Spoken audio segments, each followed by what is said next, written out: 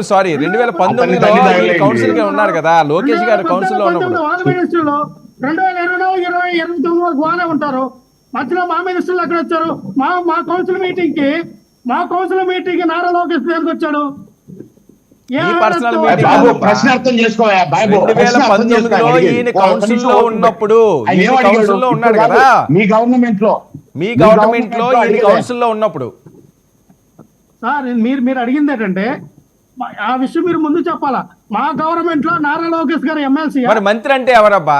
మీ మంత్రి అని ఆయన చెప్తుంటే వైసీపీ మంత్రులు మేము తన్నేమో అంటే ఇంకా నువ్వు కన్ఫ్యూజ్ అవుతున్నావు. సరే తెలుసా తెలీదా పోనీ అదేమన్నా వచ్చిందా న్యూస్ బయటికి?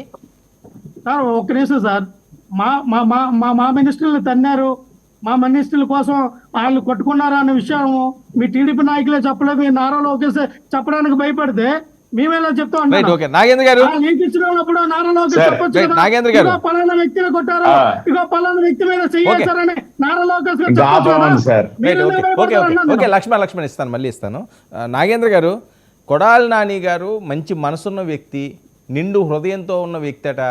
మరి అలాంటి వ్యక్తిని ఎందుకండి మీరు అనవసరంగా అనరాని మాటలు అంటున్నారు? ఆ నాని అనేవారు, ఈ నాని అనేవారు. ఈయన ఆరోగ్యం బాగాలేదట, ఇప్పుడు కనీసం పరామర్శించారా? మాజీ మంత్రిని ఒక ఫోన్ కాల్ అన్నా జనసేన వాళ్ళు ఎవరన్నా ఆయన ఆరోగ్యం ఎలా ఉందని వాకప్ చేశారా? సార్ వర్మ గారు, ఫస్ట్ ఆఫ్ ఆల్ 99 టీవీకి వర్మ గారు, మీకు ఛానల్ ద్వారా ఉన్న ప్రేక్షకులకు, అలాగే ప్యానెల్లో ఉన్నటువంటి ప్యానలిస్టులకు, పెద్దలు అందరికీ కూడా గుడ్ ఈవినింగ్ సార్.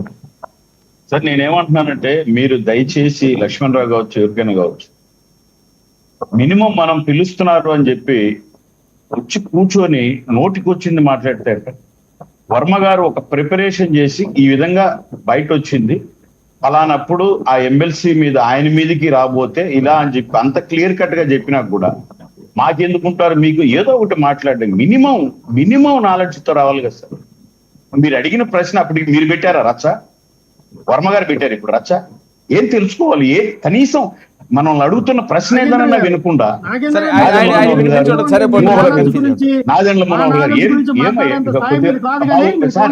మీరు నా దగ్గర ఆన్సర్ కావాలంటే నేను ఆపండి, నేను ఇస్తాను. లక్ష్మణ్ రాసుకో.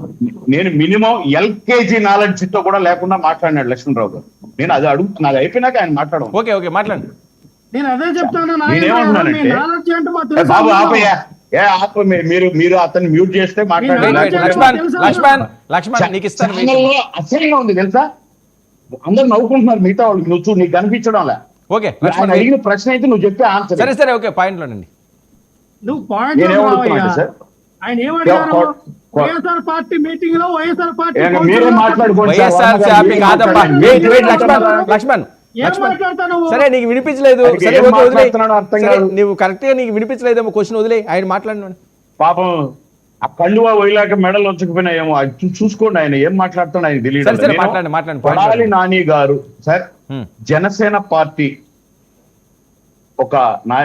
జనసేన పార్టీ రిప్రజెంటేటివ్ గా, అలాగే మా అధ్యక్షుడు పవన్ కళ్యాణ్ గారు కానీ, జనసేన పార్టీ కానీ, మా పార్టీ యొక్క లక్ష్యం ఏంటంటే ఎప్పుడూ ఎదుటి వారి చెడును కోరుకోం 100%.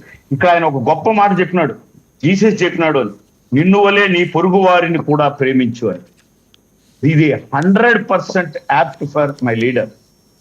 నేను గర్వంగా ఏ వేదిక మీదైనా చెప్పగలను. అంటే నా నాయకుడు కూడా ఎప్పుడు చెప్తాడు, తనను తాను తగ్గించుకున్నవాడు హెచ్చింపబడతాడు. ఇలాంటి నాయకుడు పాలనలో మేము కొడాలి నాని గారు కావచ్చు, ఇంకోరు కావచ్చు, వాళ్ళు బాగలేకపోతే ఆనందపడేది, వాళ్ళు ఎదుటి వాళ్ళు చనిపోవాలని కోరుకునేది అనేది లేదు 100%. నెక్స్ట్ పాయింట్ ఏంటంటే, ఆయన బాగుండాలి, ఆయన ఆరోగ్యవంతుడు అవ్వాలి. ఈయన అన్నాడు కదా మళ్ళీ రావాలి. First of all